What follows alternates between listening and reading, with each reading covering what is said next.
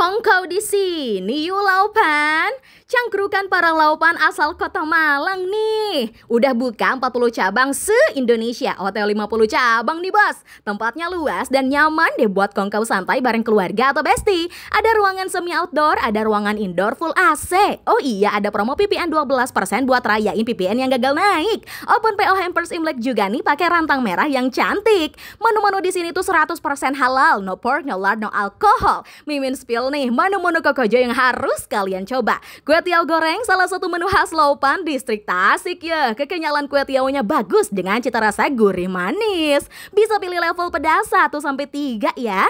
Pakai topping ayam merah yang manis menggoda. Nasi malas Sichuan ayam fillet crunchy yang dilumuri saus rempah malas Sichuan. Rasanya pedas asin gurih bikin nagih. Weh, buat kudapannya bisa pesan bola kristal dengan isian udang dan ayam. Ditambah chili oilnya makin haute ya.